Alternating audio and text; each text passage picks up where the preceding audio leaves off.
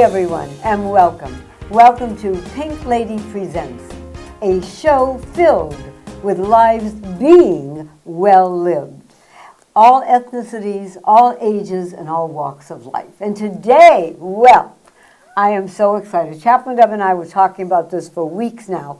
We have someone who we have been after, literally, for months and months to be on our show because we are so proud of the work that he has done. And that is Dr. Vito Imbasciani, who is the Secretary of California Department of Veteran Affairs, CALVET, since 2015, and a psychologist and a MD medical degree doctor in urology.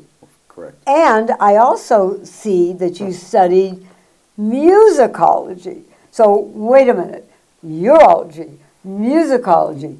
Help us out there, doctor. Tell us all about that. Well, Pink, I think that music and medicine are both right side brain activities. Yes. So, and I think, there are a lot of symphonies across the United States where a large number of the performers, the violinists and Right. cellos, they are medical doctors and nurses. Really? So there's some affinity. No one's ever studied it between medicine and music. But, yeah.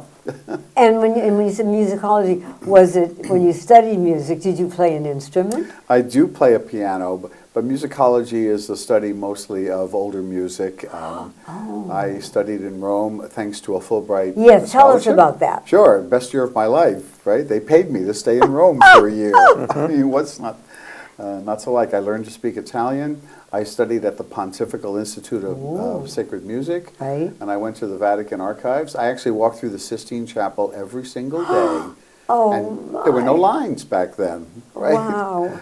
Yeah, I can't say I got bored of looking at Michelangelo's work, but I have to admit some days I kind of made a beeline right through it. Why did you decide? I know this is a weird question because I'll tell you a joke first.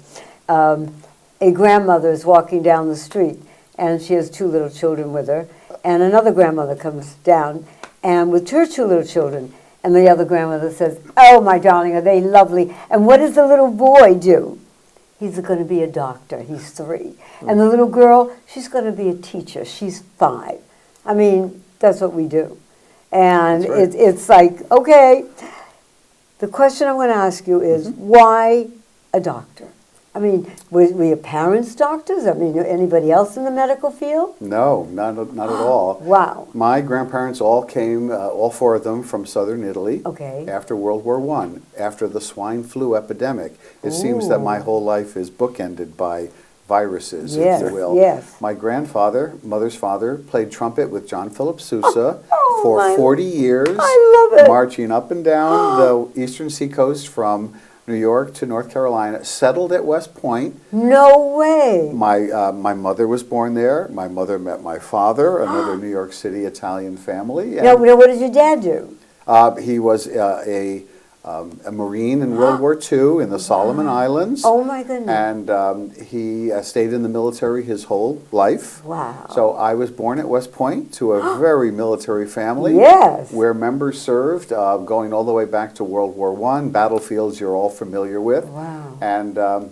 And everybody was a Marine, it seems. And I wanted to be a Marine too, but not to skip ahead, but when I became a doctor, the Marines don't have doctors. No, I did not know No, that. they put their Navy doctors in the doctors, Navy. And I just Oh. look at a ship and I get seasick. So that was not going to be possible. Wow. So I went into the Army, terra firma. Yes. The more firma, the less terra. Yeah, I need that, right.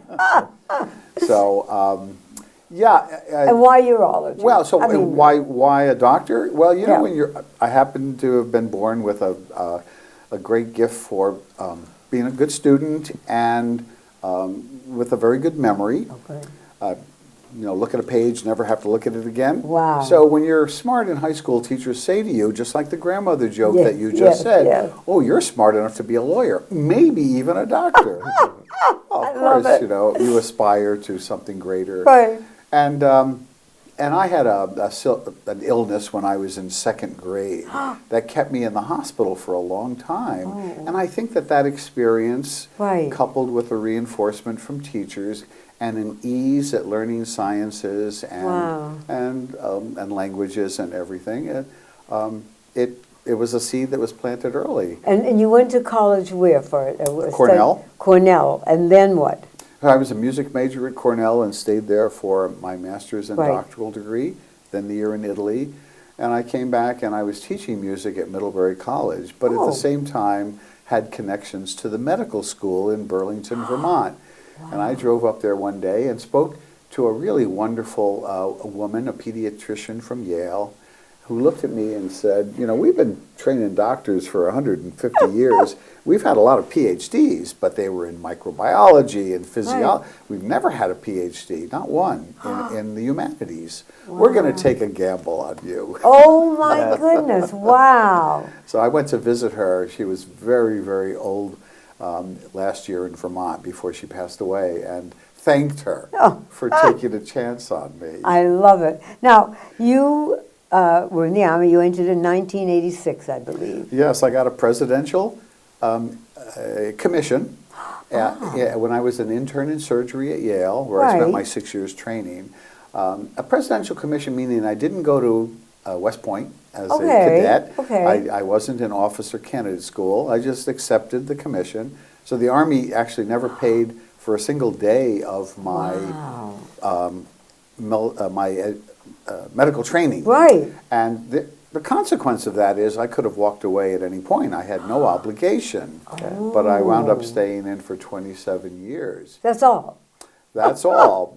Because I love of it. something that happened to me on my very first deployment. Okay. My residency at Yale ended January 1 of 1991. And 5 days later, I found myself in the desert, in uniform, with a weapon, as a young captain attached to the 201st Evacuation Hospital, working out of King Abdul Aziz Hospital in Dhahran, Saudi Arabia. Oh my Lord. And something happened on the night of February 26 of 1991.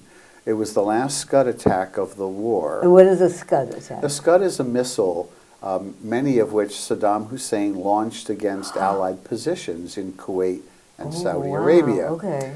So being the young captain, all the other doctors and nurses who were full bird colonels, they had served in Vietnam, they were miles away, safely tucked into their bed at But 9 not o'clock you. at night.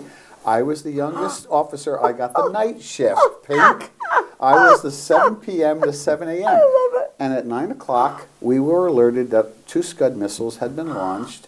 And shortly after, we were told they were coming in our direction. So Right. we ran to the basement, put our gas masks on. A few minutes later, there was a shudder, so clearly there was an impact. Wow. Those missiles fell down and crashed through the roof of a building Oh my God. in which a unit of Pennsylvania reservists were housed. And Oh. they had just arrived in Saudi that my very Lord. day. Oh. And 5 minutes later, the Saudi ambulances started arriving, and I had, the soldiers were being brought in. They were covered in soot. You know, like when a pie, the cake explodes Yes, in yes. the old Keystone Cops Right, movies? right. Poof. And I brushed off the soot, and I saw the American flag, and these were dead American soldiers, I Oh said. my Lord. And I had, the first 2 were women, by the way, No way. absolutely. And then I had 5, I had 10, 15, 20, 25. Oh my, and you were the only one there. Me and 4 Army medics. Oh. Thank God, because meanwhile, it took an hour and a half for the hospital to wake up at Kobar Towers Oh my God. and make the bus trip. So this was a Saudi hospital, so it had a mosque.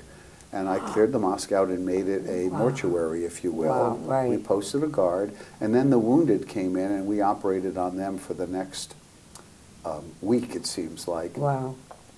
After the war was over and the dust settled, I did the math. 300 American soldiers, about, died during that war. In that war. Desert Storm. Oh, my. 150 due to war-related reasons, and another 150 to natural causes. And I realized that fully 1/5 of all American casualties Right. passed through my hands in the space of 90 minutes Oh, on that night. Dr. Vito, that's unreal. So that's why I stayed committed to the medical No, I corps. get it. Now, it says you were also in the global war against terrorism. After 9/11, that's Please, GWOT, GWOT. Okay. Whether you were stateside or in Germany and supported the war, people were given a campaign medal, Right. Global War Against Terrorism for service. But like me, in 2004 in Iraq, in a forward operating base, you were actually in a combat zone.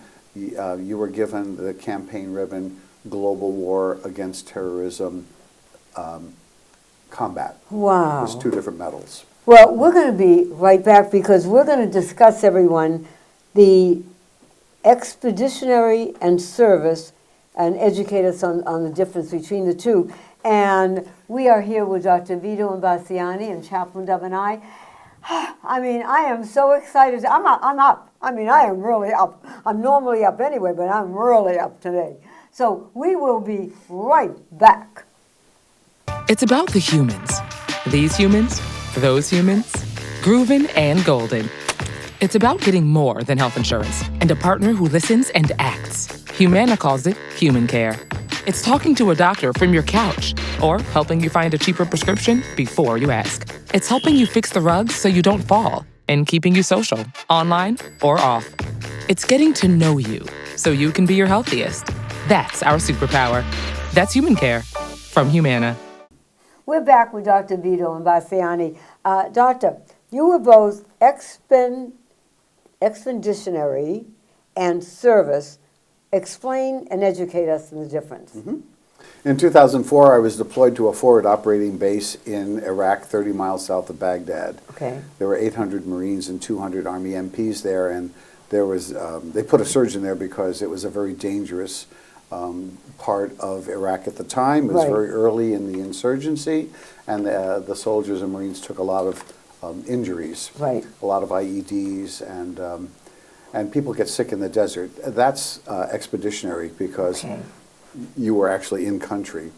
3 years later, they wanted to send me back to the desert, and I said to the Army, I'm happy to go, Yeah. but I'm a surgeon. You should put me where I do some The good. most, right. And so the operating rooms, of course, for all wounded in theater is in Landstuhl, Germany, at the Army Regional Medical Center. So I spent some time there taking care of soldiers and airmen and sailors who were injured and flown in. Wow. That is a service That's a because service. it wasn't in a combat zone. Thank you.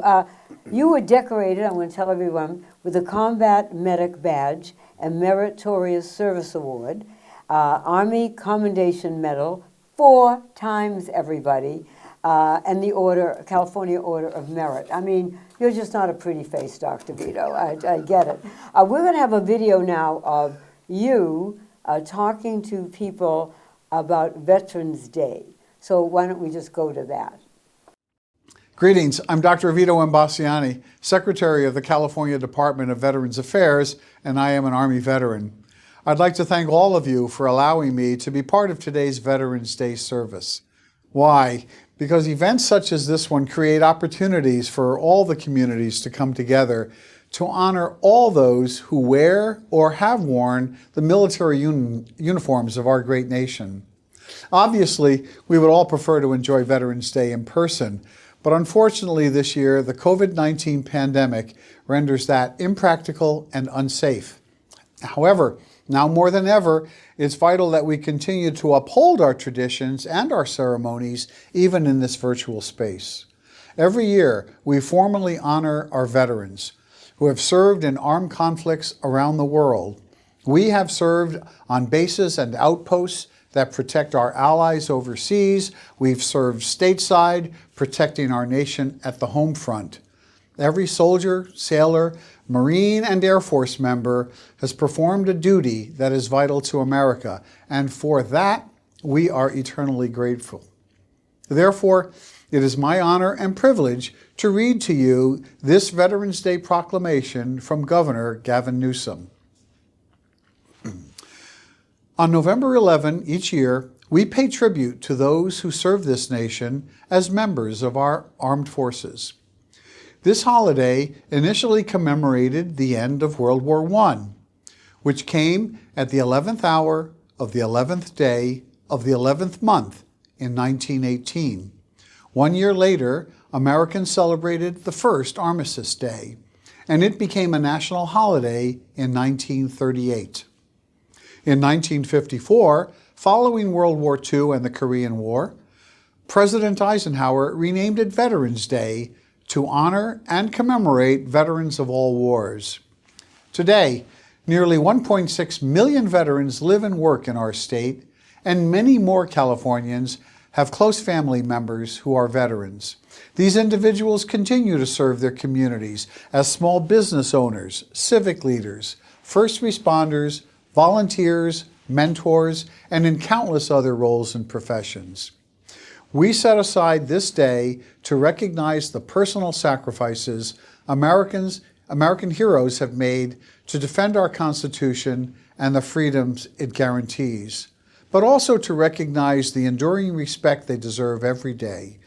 Some members of our veteran population experience homelessness or mental health disorders or other challenges after military service.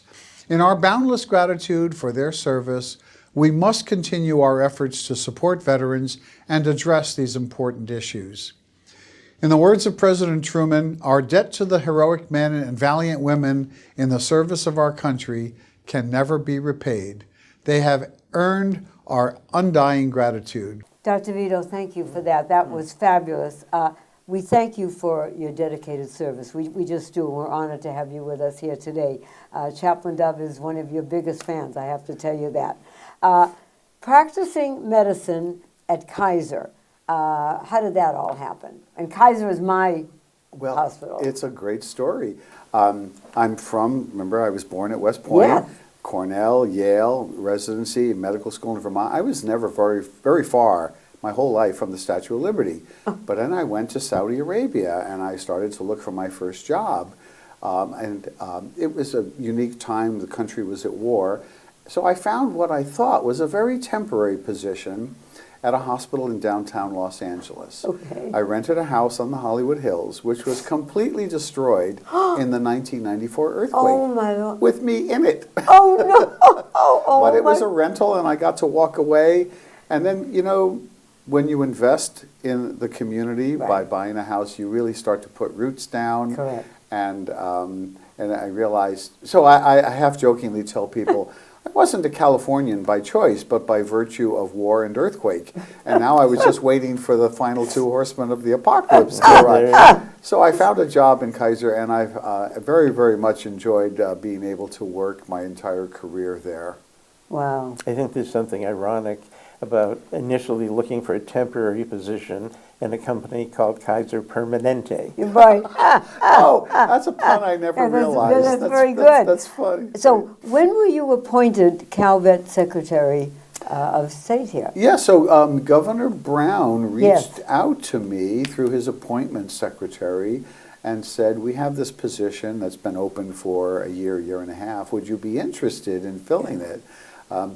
It's a position which by law in California must be filled by a veteran, so I checked that box off. Okay. And among the main responsibilities of the secretary is to take care of almost 3,000 very elderly, in some cases destitute veterans that we house in our 8 veterans homes, Yes. which are like skilled nursing facilities. Okay. And they needed to be brought more into the 21st century, so why not find a doctor and a veteran? Oh, that's it. So I was very intrigued by it. I came up and discovered all of the wonderful work that the agency does besides taking care of veterans in nursing.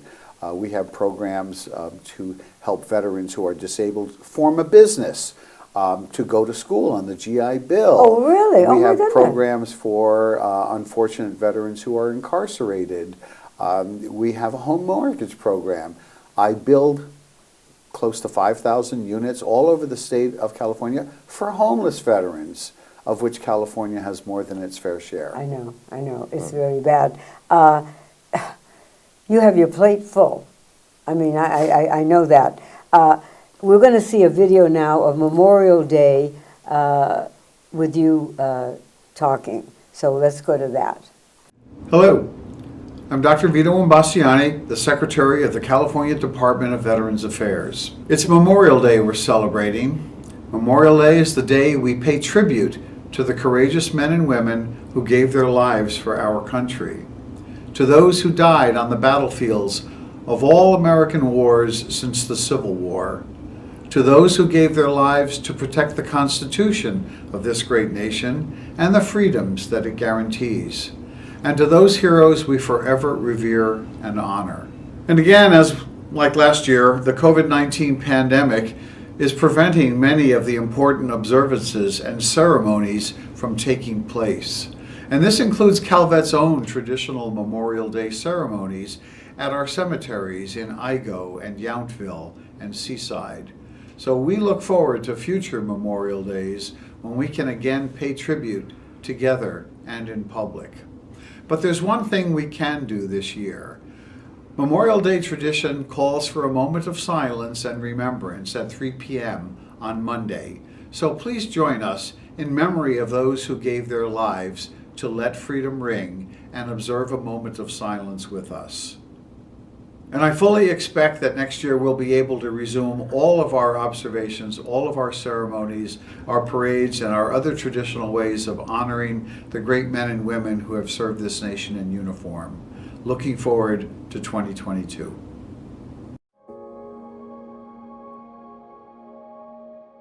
Well, you really do have a lot that you're doing. We have a photo of you. California State Commanders Veterans Council. What is that, Doctor? There is a group of people that come together twice a year or more frequently. They are the heads or represent each of the more than 50 veteran service organizations. Okay. We're thinking the American Legion, Disabled American Veterans, the Veterans of Foreign Wars. Oh, wow. The list goes on and on. Coast Guard, Naval Reserve. And they're all in this group? A representative of every group, Wow. representing 1.6 million veterans that live in California. And one of the people we were pleased and honored to have was Greg Lee, who for 3 years Right. was chairman of that Right. program, and on which committee I am also a member. And Wow. it's been a wonderful program to connect with our food, which we'll talk about later on in the program. Native American Day. I mean, you hit everything. I love it. Yeah, well, we need to.